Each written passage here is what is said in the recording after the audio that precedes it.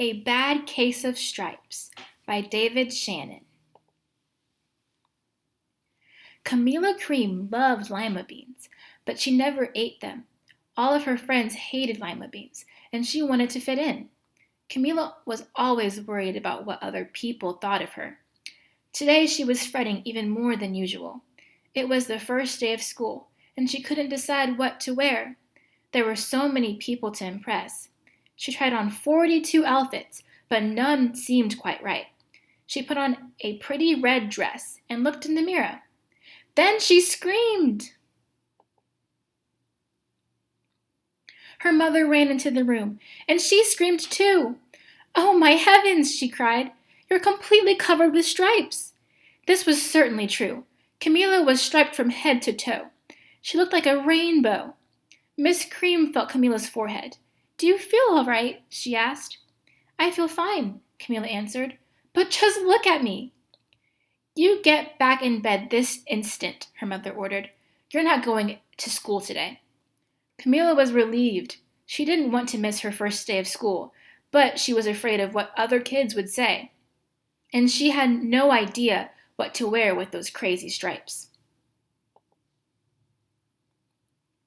That afternoon, Dr. Bumble came to examine Camilla. "Most extraordinary," he exclaimed. "I've never seen anything like it. Are you having any coughing, sneezing, runny noses, aches, pains, chills, hot flashes, dizziness, drowsiness, shortness of breath, or uncontrollable twitching?" "No," Camilla told him. "I feel fine." "Well then," Dr. Bumble said, turning to Miss Cream, "I don't see any reason why she shouldn't go to school tomorrow. Here's some ointment that should help clear up those stripes in a few days. If it doesn't, you know where to reach me." And off he went. The next day was a disaster. Everyone at school laughed at Camilla. They called her Camilla Crayon and Night of the Living Lollipop. She tried her best to act as if everything was normal, but when the class said the Pledge of Allegiance, her stripes turned red, white, and blue, and she broke out in stars. The other kids thought this was great. One yelled out, "Let's see some purple polka dots." Sure enough, Camilla turned all purple polka dotty. Someone else shouted, "Checkerboard," and a pattern of squares covered her skin. Soon everyone was calling out different shapes and colors, and poor Camilla was changing faster than you can change channels on a TV. That night, Miss Harms, the school principal, called. "I'm sorry, Miss Cream," he said. "I'm going to have to ask you to keep Camilla home from school. She's just too much of a distraction, and I've been getting calls from other parents. They're afraid those stripes may be contagious." Camilla was so embarrassed. She couldn't believe that 2 days ago everyone liked her. Now nobody wanted to be in the same room with her. Her father tried to make her feel better. Is there anything I can get you, sweetheart?" he asked. "No, thank you," sighed Camilla. What she really wanted was a nice plate of lima beans, but she had been laughed at enough for one day. Well, yes, I see," Dr. Bumble mumbled when Miss Cream phoned the next day. "I think I better bring in the specialists. We'll be right over." About an hour later, Dr. Bumble arrived with 4 people in long white coats. He introduced them to the Creams. "This is Dr. Grop, Dr. Sponge, Dr. Cricket, and Dr. Young." Then the specialists went to work on Camilla. They squeezed and jabbed, tapped and tested. It was very uncomfortable. "Well, it's not the mumps," concluded Dr. Grop. "Or the measles," said Dr. Sponge. "Definitely not chicken pox," put in Dr. Cricket. "Or sunburn," said Dr. Young. "Try these," said the specialist. They each handed her a bottle filled with different colored pills. "Take one of each before bed," said Dr. Grop. Then they filed out the front door, followed by Dr. Bumble. That night, Camilla took her medicine. It was awful. When she woke up the next morning, she didn't feel different, but when she got dressed, her clothes didn't fit right. She looked in the mirror, and there, staring back at her, was a giant, multicolored pill with her face on it. Dr. Bumble rushed over as soon as Miss Cream called, but this time, instead of the specialist, he brought the experts. Dr. Gourd and Mr. Mellon were the finest scientific minds in the land. Once again, Camilla was poked and prodded, looked at and listened to.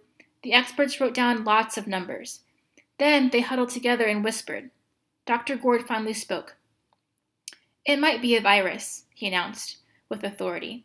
Suddenly, fuzzy little virus balls appeared all over Camilla. "Or possibly some form of bacteria," said Mr. Mellon. Out popped squiggly little bacterial tails. "Or it could be a fungus," added Dr. Gourd.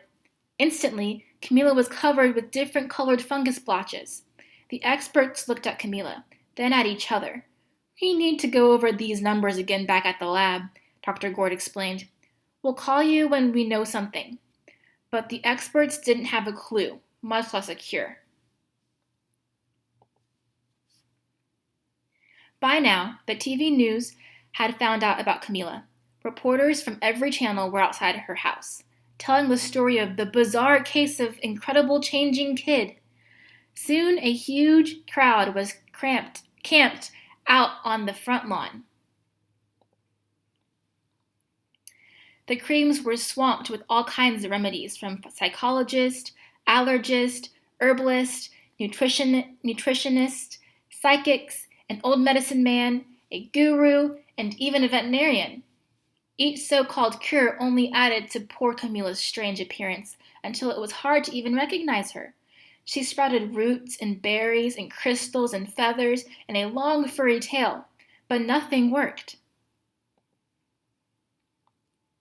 One day, a woman who called herself an environmental therapist claimed she could cure Camilla. "Close your eyes," she said. "Breathe deeply and become one with your room." "I wish you hadn't said that," Camilla groaned. Slowly, she started to melt into the walls of her room. Her bed became her mouth, her nose was a dresser, and 2 paintings were her eyes. The therapist screamed and ran from the house. "What are we going to do?" cried Mrs. Cream. "It just keeps getting worse and worse." She began to sob.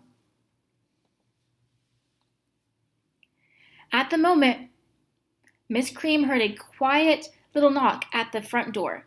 He opened it, and there stood an old woman who was just as plump and sweet as a strawberry. "Excuse me," she said brightly, "but I think I can help." She went into Camilla's room and looked around.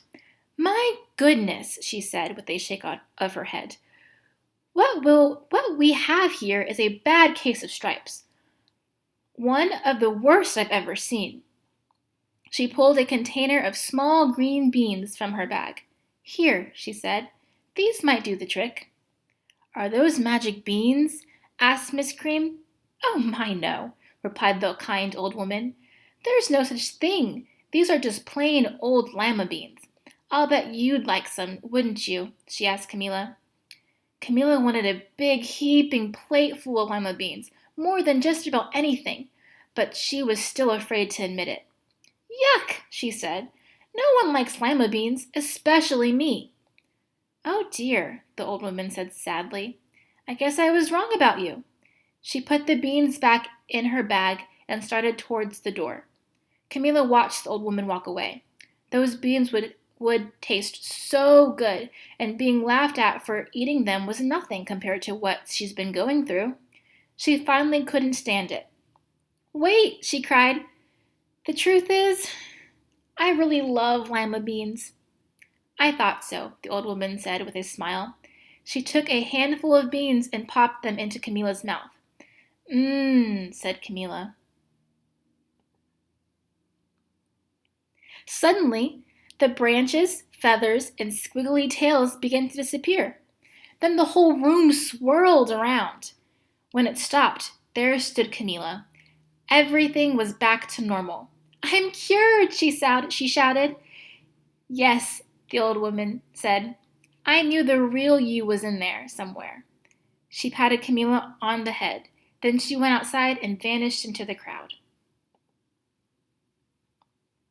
Afterward, Camila wasn't quite the same. Some of the kids at school said she was weird, but she didn't care. She ate all the lima beans she wanted, and she never had even a touch of stripes again. The end.